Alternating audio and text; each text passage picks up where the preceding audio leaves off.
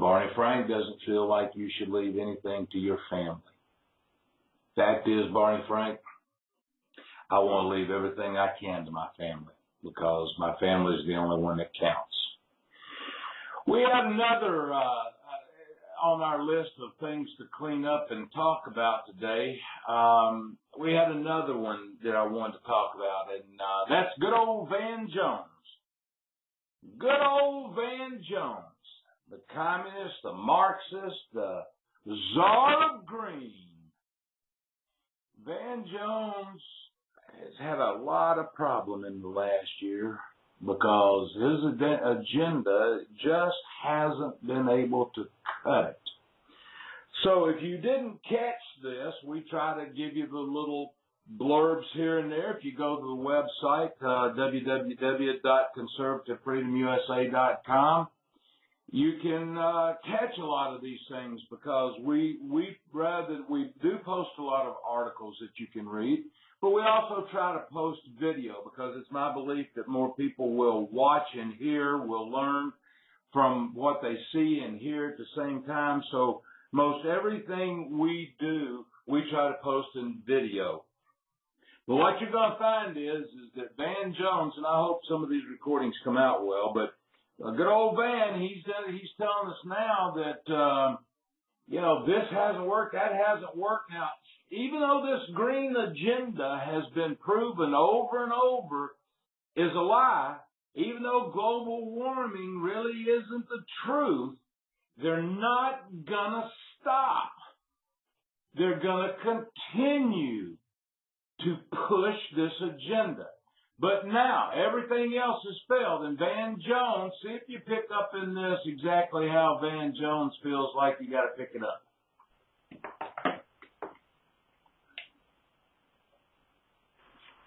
The way that you get clean energy up in your country and get the innovation up in your country and get the jobs up in your country is you push down on the old dirty stuff. Okay? So to get the clean stuff up, you got to push down on the dirty stuff. There's only three ways to do that. You either regulate the dirty polluters real hard, regulation. You tax them real hard, carbon tax. Or you make them buy permits for all that stuff they're putting up in the air. Those are your only three options. Regulate them hard, tax them hard, make them buy permits. Make them buy permits, that's called cap and trade. Unfortunately, the minute we did that, the cap and trade proposal got called cap and tax and everything else is socialism, and now we are without an option. Your country has no solution now to the biggest problem we've ever faced from an ecological point of view, and nowhere to get to the biggest opportunity we ever had from an economic point of view. Right? So the only thing left for you, young folks, next year is to go back to the EPA and say, listen, we tried to pretend that what was going on was a market failure, i.e., we had the price wrong for carbon, the price being zero, and we thought we had to, that didn't work, so now we're going to have to pretend like it's a regulatory failure. This is important for you to know, young folks, because if we're not careful, by this time next year, Congress may eliminate the Clean Air Act at EPA. They said they want to do that. So then we won't be able to regulate, we won't be able to tax, we won't be able to sell permits. We're just going to be cooking the planet and losing the jobs. Okay. Gosh, dog it. Poor old Van. You just got to pretend to need regulation and green movement to make it happen.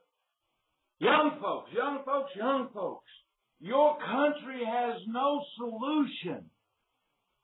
Your country has no solution to a problem. We tried this, we tried that, we tried this, we tried that, and your country has no solution to a problem that doesn't exist.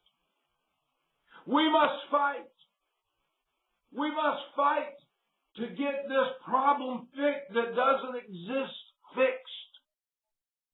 Gosh, how dead does global warming and the green movement have to be before these people give up trying to fix something that's not broke?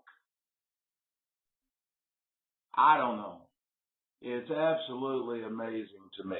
It's absolutely amazing to me how this thing works. It's hard to talk to a liberal. It's very hard. I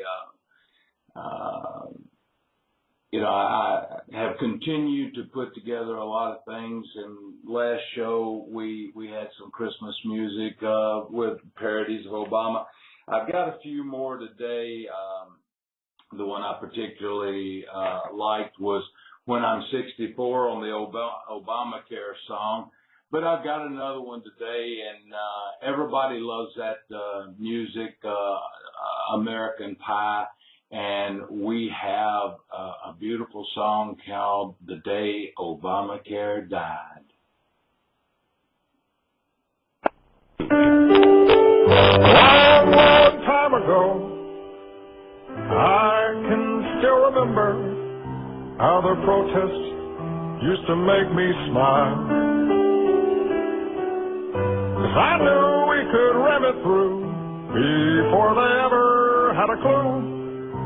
Then maybe they'd shut up for a while.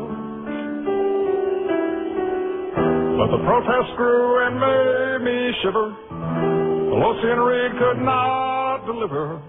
Now our push for health care would have to wait till September, October, or next year. I can't remember if I cried when I heard the riot organized, but something told me deep inside that day national health care died. So I lied at every town hall in sight, drove my Chevy across the country trying to put up a fight. But them good old boys were standing right there outside, saying this'll be the day that it dies. This'll be the day Obamacare died. Well, we were gonna run it all on our own, but congressmen and senators were getting stoned back home. That's not how it was supposed to be. We used to be treated like the king and queen in a sweater she borrowed from L.L. Bean, and my voice could part the stormy seas. But now every time I hit the stage, bigger crowds appear in fits of rage somewhere down in hell. 'Cause where my numbers fell, I was blown away by Barb and Buck and the redneck neighbors with their pickup truck. But I knew I was out of luck the day that health care died. Even though I lied in every town hall in sight, drove my Chevy across the country trying to put up a fight. Them good old boys were standing right there outside, saying this'll be the day that it dies. This'll be the day Obamacare dies. Even though I lied at every town hall in sight, drove my Chevy across the country trying to put up a fight. Them good old boys were standing right there outside, saying this'll be the day that it dies. This'll be the day Obamacare dies. Would you be interested in a healthcare co-op? Okay. And these songs just bring a tear to my eye. It's just absolutely good songs. Most of these songs, if they aren't already, they will be posted on our website somewhere. That's probably better to say where. I don't know. Go through the website. It's a good one. www.conservativefreedomusa.com. I've sat back and I've listened to debates with liberals. I've listened to liberals debate liberals. I was involved in a little debate myself in high school. Our teams were pretty good. We were ranked in the state, and I've listened and heard arguments. I've listened to the President of the United States now for almost 2 years as president, and Seemed like an eternity before that. And I've listened to him talk about this, talk about that, and I have come to a decision. And that decision is that you cannot absolutely argue